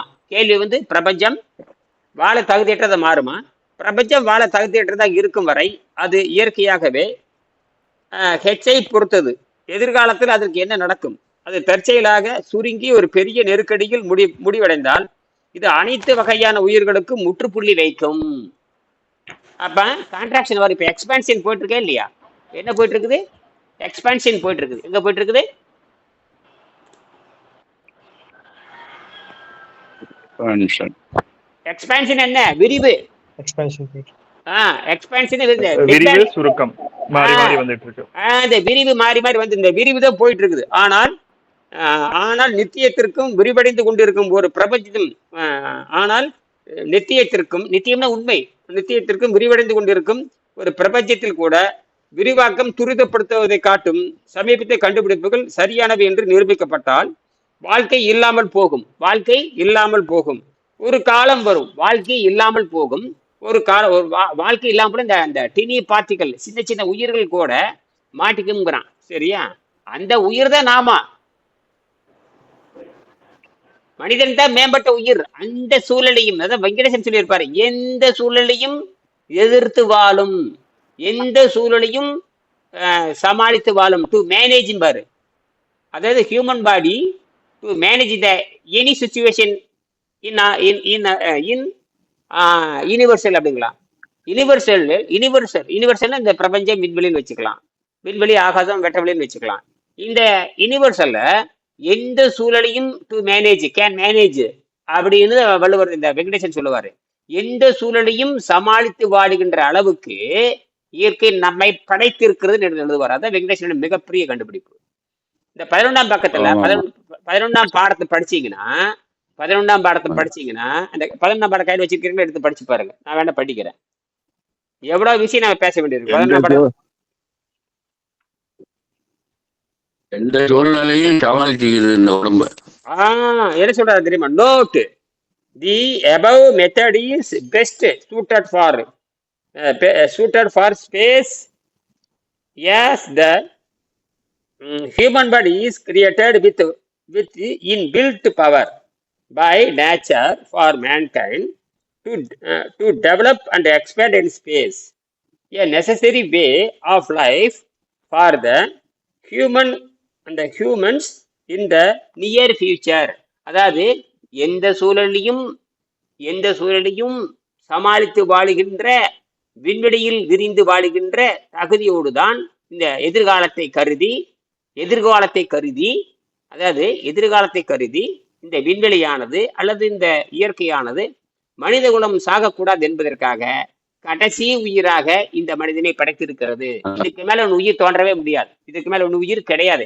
அந்த அவன் இருக்கான், இவன் இருக்கான், புண்ணாக்கம் இருக்கான், புடலங்க இருக்கா, ஏலியன்ஸ் இருக்கா, இதெல்லாம் கதை விட்டுட்டு இருக்காங்களே தவிர அதெல்லாம் மனிதனுக்கு அப்படியே இருந்தாலுமே நான் ஏற்றுக்கொள்ள, அப்படியே இருந்தாலும் மேம்பட்ட உயிரினம் நம்ம கண்டுக்க மாட்டான். அப்படி உண்மையாலுமே ஏலியன்ஸ் எவ்வளவு பெரிய அற்புதமான வார்த்தை பார்த்தீங்களா? ஒரு வரிய 2 வரி. மனிதன் வந்து சாவறதுக்கா பிறந்தான்னு கேக்குறாங்களா? அதுதான் இது. மனிதன் வந்து வாழ்றதுக்கு பிறந்தவன், சாவறதுக்கு இல்ல அப்படிங்கறத இவ்வளவு சுருக்கமா சொல்லிவிட்டாரு. மண்ணுக்குள்ள கூட மூடி வச்சுடுறான் சில பேர். இந்த சாமியார் இல்ல, சில யோக சாதனையாளர்களா மண்ணுக்குள்ள போனாலும் அப்புறம் ஒரு மாசம் கழிச்சு நோண்டுறான், ஏஞ்சி வரான். அப்போ இது எங்க வேணாலும் வாழ தகுதி ஆகிக்குது. அப்பன்னா இந்த பீத்த உடல் வந்து ரத்த சுத்தி ஆனாதான் அந்த சக்தி எல்லாம் வருது. எங்க இருந்தே வரல. ரத்தம் சுத்தி ஆனாக்க நீ மண்ணுக்குள்ள போய் உக்காந்து இருந்தாலும் 1 வருஷம் கழிச்சு நோண்டா ஏஞ்சி வந்துருவான். இது 1 மாசம் கழிச்சு டெஸ்ட் பண்ணிட்டான். 1 மாசம் உள்ளே இருந்தா வெளியே வந்துட்டான். நீ 1 வருஷம் கழிச்சு நோண்டினாலும் சில இடத்துல வராங்கிறதெல்லாம் இதெல்லாம் வந்து ரத்தம் சுத்தி ஆனவங்களுக்கு தான். அதேதான் அதை கரெக்டா பிடிச்சிது. இப்பதான் நீங்க கேசவன் டக்குன்னு பிடிச்சிட்டாரு. இது எல்லாத்துக்குமான சூடுது. பீத்த உடல் வந்து சுத்த தேகமா மாறணும்னா நீங்க சொல்றீங்களா 1000 வீடியோ இதெல்லாம் கேட்கணும். கேட்டாதான் பீத்த உடல் சுத்த தேகமா மாறும். Very good.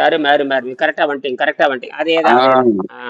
அதுக்காக நம்மகிட்ட இருக்கிற ஆணவ கண்மை மாயை உடைச்சு போட்டு தூக்கி எறிஞ்சு போட்டு தூய தண்ணீரில் வாழ ஆஹ் கற்றுக்கொள்ள வேண்டும். தூய தண்ணீரில் வாழ கற்றுக்கொள்ள வேண்டும். அதாவது குறைஞ்சபட்சம் ஒரு மாதமாவது, அதாவது ஏற்கனவே பயிற்சி பெற்று பெற்று பெற்று நடுநிலை பெற்ற தேகமா மாறிய பிறகு நீரில் ஒரு ஆஹ் மாதமாவது நீரில் குறைஞ்சபட்சம் ஒரு மாதமாவது வாழ கற்றுக்கொள்ள வேண்டும். அதாவது ஏற்கனவே சுத்தப்படுத்தப்பட்டு ரத்தத்தை சோதனை பண்ணி உம் பார்த்துட்டு ரத்தம் சுத்தமா இருக்குன்னு நினைச்சிட்டு அதெல்லாம் பார்த்து நோய் இல்லை நொடி இல்லை எல்லாம் இல்லை பசி தாகம் கட்டுப்பாட்டில் இருக்குன்னு வந்ததுக்கு அப்புறம் ஆசிரியர் உம் சரின்னு சொன்னதுக்கு அப்புறம் நீங்க ஆசிரியர் மேற்பார்வையில் அல்லது இயற்கை சட்டத்தை புரிந்து கொண்ட ஒரு அறிஞர் முன்பாக அவர் மேற்பார்வையில் நீங்கள் 30 நாட்கள் நீரில் இருந்து காட்ட வேண்டும். ஒரு எஸ்எல்சி சர்டிபிகேட் வாங்க, ஒரு டிகிரி சர்டிபிகேட் வாங்க, வருஷம் பூரா குட்டிக்கரணை அடிக்கிறான். ஆமா இந்த உடம்ப பேத்த உடம்பை சுத்த தேகம் பண்ணணும்னா எவ்வளவு குட்டிக்கரணை அடிக்கணும், அது ஆமா தெரிய மாட்டேங்குது. சரி ம். பரவாயில்ல சரி பரவாயில்ல அது ரொம்ப இருக்கட்டும். கஷ்டப்படணும். பரவாயில்ல இப்ப நான் விஷயத்துக்கு வரேன். இப்ப அதுல அந்த விண்வெளி வாழ தகுதி உள்ளதா தகுதி அற்றதா இன்னும் 2 இந்த 6:48 ஆச்சு. இன்னும் 10 நிமிஷத்துல முடிச்சுக்கலாம். இந்த கேள்வியோட முடிச்சுக்கலாம். மீண்டும் 10 மணிக்கு வர்றது 10 மணிக்கு வகுப்பு இருக்கு வாங்க. அப்புறம் 12 மணிக்கு வகுப்பு இருக்கு. அப்புறம் 3:30 மணிக்கு ஒரு வகுப்பு இருக்கு. நோயை பற்றி பேசுறதா பேசலாம், அல்லது இன்னைக்கு பூரா அறிவியல் தான். சரியா? சரி, இதுல என்ன சொல்றான்னு கேட்டீங்களா? ஆனால் நித்தியம் விரிவடைந்து கொண்டிருக்கும் ஒரு பிரபஞ்சத்தில் கூட விரிவாக்கம் துரிதப்படுத்தப்படுவதை காட்டும் சமீபத்த கண்டுபிடிப்புகள் சரியானவை என்று நிரூபிக்கப்பட்டால் வாழ்க்கை இல்லாமல் போகும் ஒரு காலம் வரும் என்பது உறுதியாக தெரிகிறது. எப்போதும் விரைவடைந்து வரும் பிரபஞ்சத்தில் ஆற்றலும் பொருளும் பெருகிய முறையில் மெலிந்து விடும். அதாவது ஆற்றல் மெலிஞ்சு போகுங்கிறான். ஆற்றல் ஸ்லிம் ஆயிருங்கிறான். எனர்ஜி ஸ்லிம் லைட், அதாவது ஸ்டவ்ல வந்து ஸ்லிம்மா வேணுங்கிற மாதிரி ஸ்லிம்மா வைக்க வைக்க வெப்பம் குறைஞ்சிக்கிட்டே போகும். ஸ்லிம்ல வேம்பா. அப்ப இந்த எனர்ஜி என்ன ஆகுதுன்னா ஸ்லிம் ஆயிட்டே போகுதுங்கிறான். ஆனால் அந்த கடைசி ஸ்லிம் என்னன்னு கேட்டீங்கன்னா 1 டிகிரிங்கிறான். அதுக்கு மேல குறைக்க முடியும். அப்ப அந்த கடைசி 1 டிகிரி வெப்பத்துல கூட கடைசியில் அந்த பாயிண்ட் ரொம்ப அருமையான விஷயம். அது இந்த கடைசி 1 டிகிரி வெப்பம் இருக்குது பாரு, அந்த டிகிரி வெப்பத்தில் கூட அதுதான் முக்கியமானது என்பது உறுதியாக தெரிகிறது. எப்போதும் விரிவடைந்து வரும் பிரபஞ்சத்தில் ஆற்றலும் பொருளும் பெருகிய முறையில் மெலிந்து விடும். இதனால் இறுதியில் எந்த வகையான வாழ்க்கையும் நிலைநிறுத்த போதுமான ஆற்றல் இருக்காது அப்படிங்கிறான். இருக்காதுன்னு கற்பனையா சொல்றான். இதை எதிர்கொள்ள வாழ்க்கை செயல்முறைகள் மெதுவாக இருக்கலாம். இப்ப என்ன நடக்குன்னு கேட்டீங்கன்னா, இருப்பினும் அந்த இடத்துல ஒரு பாயிண்ட் வைக்கிறான். அங்கதான் இயற்கை தேர்வு பண்ணுது. அதாவது ஒரு கட்டத்துல அது அந்த ஸ்லிம் ஆயிட்டே எனர்ஜி குறைச்சிக்கிட்டே போகுது. அப்படி குறைக்க குறைக்க குறைக்க குறைக்க எல்லாம் செத்து போயிடும். ஆனாலும் கூட இயற்கை என்ன பண்ணுது தெரியுங்க? அந்த இடத்துல இயற்கை என்ன பண்ணுது தெரியுமா? சொல்லுங்க பார்க்கலாம். யாராவது யோசனை பண்ணி சொல்லுங்க பார்க்கலாம். சக்தி குறைச்சிக்கிட்டே போகுது. தாக்கு பிடிக்கிறதுல தாக்கு பிடிக்கும், தாக்கு பிடிக்காது என்ன ஆகும்? மூளைக்கு வேலை கொடுங்க. தாக்கு பிடிக்காதல செத்து போயிடும். தாக்கு பிடிக்கிறது என்ன ஆகும்? அடுத்த பரிமாணத்துக்கு மாறிடும். அதுதான் இதுதான் அறிவு. இந்த அறிவு யாராவது தூண்டி இருக்காங்களா இது வரைக்கும் உங்களை? அடுத்த பரிணாமம் அதுக்கு அடுத்த பரிணாமத்துக்கு மாறுது. ஏன் அப்படி சொல்றீங்க? சொல்லுங்க பார்க்கலாம். இப்ப ஏன் இந்த கேள்வி இது வரைக்கும் நீங்க சொல்லாத கேள்வி நீங்க பதில் சொல்லிருக்கீங்க? அது எதுவும் இல்லையா, இந்த கொசுவை வச்சுதான் நான் அதை யோசிச்சேன். இப்ப கொசு எப்படி வந்து ஒரு இது கொசுவத்தி சுருள் இருக்கு. அந்த சுருள் வந்து என்ன ஆகுது, ஒரு 100 கொசு இருக்குன்னா அதுல 90 கொசு இறந்துரும். அப்புறம் அந்த 10 கொசு வந்து அதோட என்ன சொல்றது, அதோட நச்சுத்தன்மைக்கு அது வந்து தயாராயிடும். அடுத்த ஜெனரேஷன் அந்த 10ல இருந்து உருவாகும். அப்ப அதே கொசுவத்தி மறுபடியும் போட்டா சாகாது. அதை விட ஸ்ட்ராங்கா இன்னொரு கொசுவத்தி போடணும். இப்படிதான் பாத்தீங்கன்னா அதோட டோசேஜ் இன்க்ரீஸ் பண்ணிட்டே வராங்க. அந்த டோசேஜ் இன்க்ரீஸ் பண்ண அடுத்தடுத்த ஜெனரேஷனோட கொசு பாத்தீங்கன்னா ஸ்ட்ராங் ஆகிட்டே தான் இருக்கே தவிர அதுக்கு அதோட இனம் அழிஞ்ச பாடா கிடையாது. இதை வச்சுதான் ப்ரொஜெக்ட். அருமையான விளக்கம். இதுக்கு மேல என்ன? சரியா சொல்லிட்டீங்க. சரியா 100%. 100 மார்க் கை தட்டுங்க. புது புது நோய்ங்கிறான். அருமையான பாயிண்ட், அருமையான விஷயம். இதுதான் உண்மை. நான் நினைச்சதை நீங்க சொல்லிட்டீங்க. நான் அப்படிதான் நினைச்சது நீங்க சொல்லிட்டீங்க. இதேதான் விஷத்தை அடிக்கிறப்போ அந்த விஷத்துக்கு 95 செத்து போயிடும். கடைசியில் அந்த விஷத்தை எதுக்கிற அளவுக்கு அந்த டிஎன்ஏ மாறிடும். விஷத்தை எதுக்கிற அளவுக்கு டிஎன்ஏ மாறிடுது. புரியுதா? கரெக்டா சொல்லிட்டீங்க. அருமையான மதிப்பெண். இப்படித்தான் மூளை வேலை செய்யணும். வாழ்க்கையில முதல் முறையை சித்திச்சிருக்குன்னு நினைக்கிறேன். இல்ல அப்படித்தானே? வாழ்க்கையில இல்ல முதல் முறை. இது ம். அது டீச்சர் இந்த சயின்ஸ் கேட்டாங்க, எப்படி வந்து கொசு வந்து அழியவே மாட்டேது இவ்வளவு கொசுவத்தி போட்டோம் அப்படின்னு கேட்டாங்க. அப்போ ஆ, ஆ, ஆ, ஆ. அப்போ யோசிச்சது அது. இப்ப நீங்க கேட்கும் போது அந்த அறிவு கரெக்டா ஒர்க் ஆகுது. மேட்ச் ஆயிடுச்சு. சரி, அதேதான். சரி, அப்படின்னா இறுதியில் எந்த வகையான வாழ்க்கையும் நிலைநிறுத்த போதுமான ஆற்றல் இருக்காது. இதை எதிர்கொள்ள வாழ்க்கை செயல்முறைகள் மெதுவாக இருக்கலாம். இருப்பினும் ஒரு கட்டத்தில் வாழ்க்கை அதற்கு அப்பால் செல்ல முடியாத ஒரு வரம்பை அடைகிறது. அனைத்து வகையான உயிர்களும் ஆற்றலை கதிர்வீச்சு செய்ய முடியும். நீங்க பாருங்க, இப்ப பிரபஞ்சத்துல ஆற்றல் இல்லாமல் போலாம். ஆனால் ஒவ்வொரு உயிர்களுக்கும் தனக்குள்ள ஆற்றல் இருக்குதுன்னு சொல்றேன். இப்ப கரெக்டா வர்றான். இப்ப அதுக்கு வெப்பம் எல்லாம் இருக்கலாம். ஆனால் ஒவ்வொரு உயிர்களும், ஒவ்வொரு செல்லுகளும் தனக்குள்ள ஒரு ஆற்றல், மினி ஆற்றல் வச்சிருக்குதுங்கிறான்.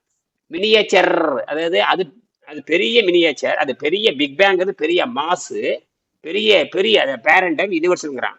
ஆனால் ஒவ்வொரு சின்ன உயிர்களும் தனக்கு சின்ன அண்டத்தை வைத்துக் கொண்டிருக்கிறது, சின்ன வெப்பத்தை வச்சிருக்குன்னு சொல்றான். அங்கதான் கரெக்டா பாயிண்ட் வர்றான். நீ பெருசு தீர்ந்து போனாலும் சிறுசு கிட்ட சரக்கு இருக்குதுங்கிறான்.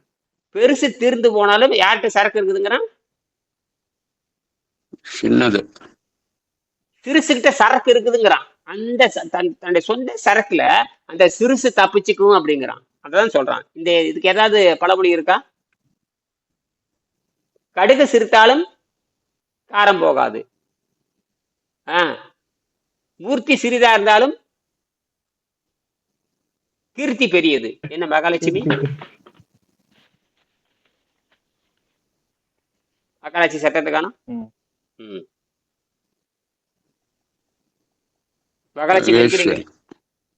மகாலட்சுமி இருக்கிறீங்களா இல்லையா? அதாங்கய்யா, அந்த ஹைபர்னேஷன் நான் சொல்லிட்டு இருக்கேன் பாருங்க. ஹைபர்னேஷன் அப்படின்னா அந்த கடுகு ஃபார் எக்ஸாம்பிள் கடுகு பாத்தீங்கன்னா எவ்வளவு நாள் அப்படியே வச்சிருந்தாலும் கடுகாவே இருக்கும். குறிப்பிட்ட நாள் கழிச்சு அதை விதை போட்டாலும் அந்த கடுகுல இருந்து முளைச்சு வரும் இல்லையா? சோ அதுதான் அந்த கடுகு சிறுத்தானாலும் காரம் குறையாதுன்றதுனா, அப்ப கடுகா இருந்தாலும் பாத்தீங்கன்னா அது அந்த ஹைபர்னேஷன் மோட்ல தூங்கிட்டு இருக்கும். மறுபடியும் நம்ம போட்டு விதையா எடுத்து போட்டோம்னா மறுபடியும் அதுல இருந்து முளைச்சு வரும். ஆமா, கசப்பு, கடுமையான கசப்புடைய உண்மையாலுமே அது உண்மைதான். சரியா? கடுகு சிறுத்தால் யார பேசுறீங்க சொல்லுங்க? மகாலட்சுமி நீங்களா? மகேஸ்வரியா? மகேஸ்வரிங்கய்யா. அந்த வீரியத்தன்மை இருக்குன்றதுதாங்க கடுகு சிறுத்தால காரம் போகும். சரியா புடிச்சிட்டீங்க. சரியான இந்த புரிதல் வந்தா சரி. அப்ப அந்த வீரியம் போறது இல்லை அப்படின்னு அர்த்தம். அது கீழே எழுதுறான் பாருங்க. மேலும் சுற்றுச்சூழல் வாழ்க்கை வடிவத்தை விட குளிராக இருக்கும் பொழுது மட்டுமே அது சாத்தியமாக இருப்பினும், அதாவது கடுமையான குளிர் வர்றப்போ அந்த உடம்பு வெப்பத்தை வெளிப்படுத்துங்கிறான். என்ன வரும் பொழுது? கடுமையான குளிர், பயங்கர குளிர், அப்படி வர்றப்போ உடல் தன் வெப்பத்தை அதிகப்படுத்துங்கிறான். அது வெப்பம் எங்கிருந்து வந்தது? இந்த வெப்பம் எங்கே இருந்து வருகிறது அந்த கேள்வி. நீங்க வெளியில வெப்பம் இல்லைங்கிறீங்க. வெளியே வெப்பம் குறைய பார்த்தீங்கன்னா பாடியோட டெம்பரேச்சர் சர்ன்னு மேலேறிட்டே போகும். அப்ப உடம்பு ஹீட் டெவலப் பண்ணுது. அப்ப உடம்புக்குள்ள என்ன இருக்குது? ஆற்றல் இருக்குதுன்னு தெரிஞ்சு போச்சு. உடம்பு எலக்ட்ரிசிட்டி இருக்கு. இப்ப புரியுதா? உடம்பு எலக்ட்ரிசிட்டி இருக்குன்னு புரியுதா இல்லையா? இவ்வளவு ரகசியத்தை வச்சிருக்கு. ஜெட்டராக்னின்னு சொல்றாங்க. நம்ம வயித்துல அந்த நெருப்பு சூடு இருந்துகிட்டே இருக்கும் அப்படின்னு சொல்லுவாங்க. அது ஜடராக்னி, அது வேற. அது ஜடராக்னி சொல்லி ஏமாத்துறான். மொத்த உடலுமே எலக்ட்ரிசிட்டியா மாறுது. Auto immunity system. Auto immunity அதுக்கு ஒரு ஆட்டோ இம்யூனிட்டி அல்லது ஆட்டோ எனர்ஜின்னு வச்சுக்கலாம். நான் கூட ஆட்டோ எனர்ஜின்னு ஒரு ஆர்டிகல் எழுதியிருக்கேன், உங்களுக்கு போட்டு விடுறேன்.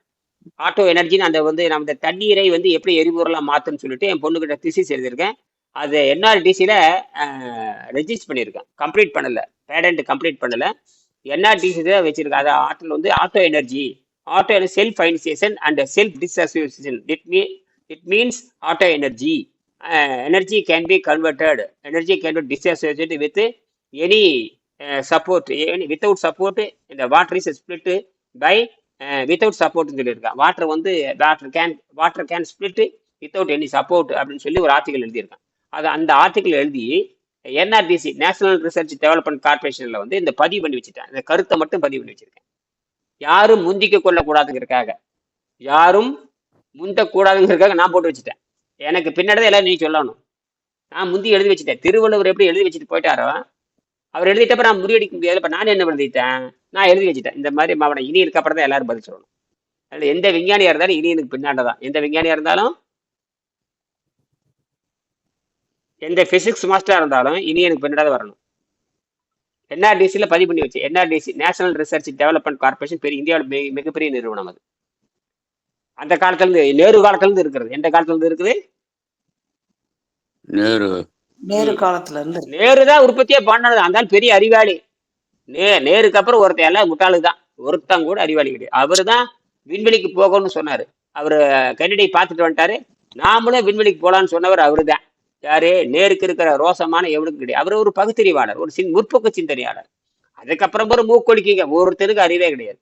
ஆனா அவரும் நிறைய தப்பு இருக்காரு. இந்தினார் ஒரு வெண்ணையும் கிடையாது. இந்தியில் படிச்சுட்டு இருக்கிற அறிவும் போயிடும். அந்த முட்டாளுகிட்ட, அந்த நேரு முட்டாளுகிட்ட கூட சில முட்டாள்தனம் இருந்தது. நல்ல அறிவாளிட்ட கூட முட்டாள்தனம் இருக்குங்க. நல்ல அறிவா இருப்பான், அவன் என்ன இருக்கும்? இருக்கும். அப்படித்தான் வள்ளுவர் சொல்லுவாரு. வள்ளுவர் சொல்றதான் நான் சொல்றேன். வள்ளுவர் அழகா சொல்லுவாரு, டே நிறைய படிச்சிருப்பான், முட்டாள்தனமாவும் இருப்பான்னு எழுதியிருக்காரு. சில சொல்லுவாங்க, அந்த ஒரு பெரிய அதுக்கு ஒரு உதாரணம் சொல்லுவாங்க. ஒரு பெரிய விஞ்ஞானி இருந்தாரு. அந்த விஞ்ஞானிக்கு ஒரு பூனை இருந்தது, ஒரு தாய் பூனை இருந்தது. அப்புறம் ஒரு தச்சனை கூப்பிட்டு கேட்கறாங்க, இந்த தாய் பூனை குட்டி போட போகுது, அதனால இந்த பூனைக்கு ஒரு வீடு செஞ்சிருக்கீங்க இல்லையா, தாய்க்கு ஒரு ஓட்டை போடு, பூனைக்கு ஒரு ஓட்டை போடுன்னு சொல்லியிருக்கான். இந்த தச்சர் கேள்வி கேட்டிருக்கு, நீங்க பெரிய உலகப்பெற்ற அறிவாளிங்கிறீங்களே, பெரிய உலக புகழ்பெற்ற அறிவாளி உங்களை எல்லாம் சொல்றாங்களே, இது எதுக்குங்க பூனைக்கு, தாய் பூனைக்கு ஒரு ஓட்டை, குட்டி பூனைக்கு ஒரு ஓட்டைன்னு கேட்குறீங்களே அப்படின்னு கேட்குறாப்புல. ஏப்பா, குட்டி சிறுசா இருக்குது இல்லையா, அதுக்கு ஒரு சின்ன ஓட்டை வேண்டாமா? தாய் பெருசா இருக்கிறப்ப அந்த பெரிய ஓட்டாய் வேண்டாமான்னு அந்த விஞ்ஞானி சொல்றான், உலக புகழ்பெற்ற விஞ்ஞானி சொல்றான். அந்த தச்சனை சிரின்னு சிரிக்கிறான். ஏன் சிரிக்கிறான்னு சொல்லுங்க பார்க்கலாம். ரெண்டு பூனையும் ஒரே ஓட்டையிலே போயிடும். அது ஐன்ஸ்டீன் தான், அது அப்படி ஐன்ஸ்டீன் தாங்க அது சொல்றது. அதேதான் அந்த வீட்டு வேலைக்காரன் வந்து சொல்லுவான். அதேதான் வீட்டுக்கு. அப்புறம் தான் அந்த ஆளுக்கு மண்டே நேரு அடடடடா. இப்படித்தான் பெரிய பெரிய அறிவாளிகள் முட்டாள் மாதிரி இருப்பானு. பெரிய பெரிய அறிவாளிகள்லாம் கோட்டை விட்டுறது. பெரிய பெரிய அறிவாளிகள் கோட்டை விடுற இடம் இதுதான். அதாவது பெரிய ஆளுகளை கூட யானை, அதை சொல்லுவாங்க, யானைக்கும் அடிச்சிருக்குங்கிற மாதிரி முட்டாள் மாதிரி நின்று நல்ல மேடையில பேசிட்டு இருப்பான். அந்த கருத்து வரப்ப டக்குன்னு மறந்துடுவான். அது வரைக்கும் நினப்பு வச்சுக்கிட்டே இருப்பான். மேடை ஏறுற வரைக்கும் நினப்பு வச்சுட்டே இருக்கான். மேடை ஏறு மைக் பிடிக்கிறப்ப எல்லாம் மறந்து போயிடும். மேடை ஏறு மைக் பிடிக்கிறப்போ புரியுதா உங்களுக்கு? நானும் அப்படித்தான் நிறைய பேசிட்டே இருப்பேன், எழுதி வச்சுட்டே இருப்பேன். கரெக்டா அந்த நேரம் வரும், டக்குன்னு அது மட்டும் அந்த மறைஞ்சிடும். அப்புறம் அரை மணி நேரம் கழிச்சு டபக்குன்னு வரும். அதுதான் வள்ளுவர் சொல்லுவாரு, என்னதான் படிச்சாலுமே பேசும்போது எது வருதோ அதுதான்டா அப்படிம்பாரு. அதுதான் உண்மையான அறிவும்பாரு. நிறைய நீ படிச்சாலுமே பேசுகின்ற பொழுது வர்ற பாருங்க, அதுதான் நிச்சயமான அறிவை தவிர என்ன படிச்சாலும் முழுமையா பேசிட முடியாது, என்ன சிந்திச்சாலும் முழுமையா சொல்லிட முடியாதுங்கிறதான். அந்தந்த இடைவெளி விட்டு தான் சிந்திக்க முடியும். சரி, முடிச்சுக்கலாங்க. என்ன கடைசி சொல்லி முடிக்கலான்னு பாத்துங்க. அது ரொம்ப ஆச்சரியமா இருக்கும், விசித்திரமா இருக்கும். நிறைய அனுப்பிச்சிருக்கீங்க, பார்த்துட்டேன் நான், அதை பார்க்குறேன். அது சாத்தியமாக இருப்பினும் பிரபஞ்சத்தின் வெப்பநிலைக்கு ஒரு குறைந்த வரம்புள்ளது. அதுக்கப்புறம் குறையாதுங்கிறான். அதாவது பிரபஞ்சத்தின் வெப்பநிலைக்கு ஒரு குறைந்த வரம்புள்ளது. இந்த கற்பனை செய்ய முடியாத அளவுக்கு மிக குறைந்த வெப்பநிலையை முழுமையான, அது கற்பனை செய்ய முடியாத அளவுக்கு குறைந்த வெப்பநிலைங்கிறான். 0, அந்த வெப்பநிலைக்கு பேரு -273.15, -275, -273, 273, அது -273.15 சி. அந்த டிகிரியை விட ஒரு டிகிரியின் ஒரு சிறிய பகுதியை என்றாலும், அதாவது ஒரு டிகிரியில ஒரு சிறு பகுதி தான். ஒரே ஒரு இப்போ நம்ம வீட்டில் ரெஃப்ரிஜிரேட்டர் வச்சிருப்பீங்க, அதில் பார்த்தீங்கன்னா 4 டிகிரியில ஒரு பகுதி இருக்கும், -20 ஒரு பகுதி இருக்கும். -20 ஃப்ரீஜிங்காக மாறிடும். இந்த +4 இருக்கு பார்த்தீங்களா, அதில் பார்த்தா காய்கறி வச்சுக்கிறது, சமையல் பொருள் வச்சுக்கிறீங்க, அதெல்லாம் பார்த்தீங்கன்னா 4ல் மெயின்டைன் ஆகும். அந்த கல் மாதிரி மாறுறது உள்ள இருக்கும், அது பார்த்தீங்கன்னா -15, -16 போயிட்டு இருக்கும். புரியுதுங்களா? அது +4 இருக்கும், அது மைனஸ் இருக்கும். இங்க என்ன சொல்றான்னா, அந்த -16 கல்லா மாறுதுன்னா -273 எப்படி இருக்கும் கற்பனை பண்ணி பாருங்க. -15 கல்லா மாறுதுன்னா -273 எப்படி இருக்கும் பாருங்க. அப்ப அணுவே என்ன ஆயிருங்க, அணு அணு அணு அணு அணு அணு என்ன ஆகும்? கல்லா போடும். அணுவே கல்லாக்குறதுக்கு தான் முயற்சி பண்ணிட்டு இருக்காங்க. இப்ப விஞ்ஞானிகள் என்ன பண்றாங்கன்னா, அணுவை கல்லாக்குறதுக்கு முயற்சி பண்றாங்க. ஜெயிப்பாங்களே, ஜெயிக்க மாட்டாங்களா? அணுவே கல்லாக்குறதுக்கு முயற்சி பண்றாங்க. அது ஒளி, அணுங்கிறது ஒளி தான். அந்த ஒளியை ஃப்ரீஸ் பண்றதுக்கு முயற்சி பண்றாங்க. ஒளியை ஃப்ரீஸ்ல குளிர்ச்சி பண்றது, கெட்டிப்படுத்துறது. இப்ப 2 நாளைக்கு முன்னாடி 4 நாளைக்கு முன்னால அதே இத்தாலி விஞ்ஞானிகள் அணுவை அந்த குறிப்பிட்ட டெம்பரேச்சர்ல கல்லும் ஐஸ் கட்டியா மாத்திட்டானுங்க. இப்பதான் கண்டுபிடிச்சிருக்கானுங்க. -273 அந்த அணு வந்து என்ன ஃப்ரீஜா மாறிடுது. என்னவா மாறிடுது? -270 மாறிட்டு கண்டுபிடிச்சாச்சு. உலக சாதனை அது. இப்ப போட்டு பாருங்க. நீங்க சாட்ஜிபிள் போடுறாலும் சரி, அல்லது வந்து கூகுளில் போட்டு பாருங்க.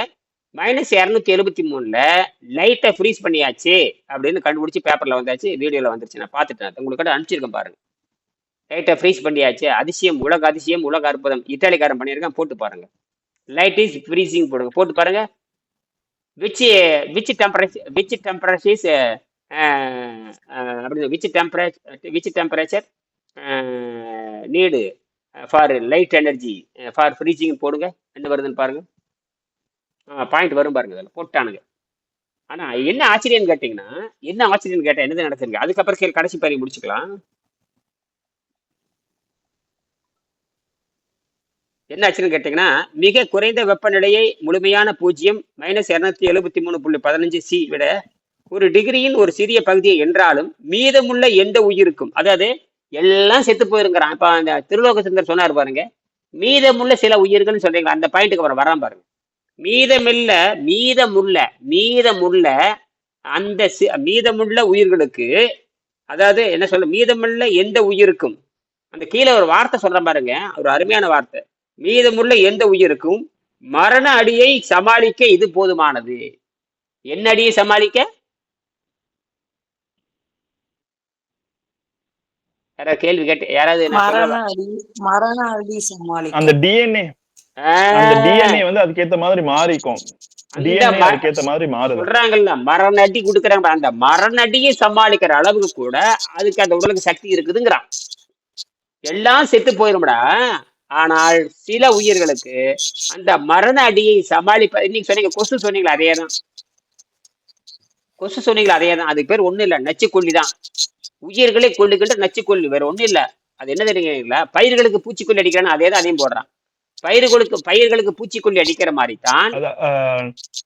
இங்க இன்னொரு ரெஃபரன்ஸ்ங்கயா. இப்போ இந்த மகாபாரதத்துல பாத்தீங்கன்னா, அந்த ஆட்டம், அந்த அணு பிரம்மாஸ்திரம் விட்ட பிறகு அந்த குழந்தையோட வயிற்றுல போய் அட்டாக் ஆன பிறகும் அந்த குழந்தை தப்பிச்சு வெளியே வருது. அதுதான் அந்த பரதன் அப்படின்ற அந்த ஒரு கேரக்டர். அதுதான் பாத்தீங்கன்னா அதையே அதை தாங்கி வெளியே வருது பாருங்க. அதே கரெக்ட். சரிதான். சரி, கரெக்டா வருது. அதே இதான் சொல்றாங்க. அதாவது எல்லா உயிர்களும் செத்து போயிருமாப்பா, இருந்தாலும் சில உயிர்கள் தப்பித்துக் கொள்ளும். அந்த உயிர்கள் மரண அடியை சமாளிக்கும். என்ன மரணத்தை அடி போட்டா செத்துதான் போகணும்.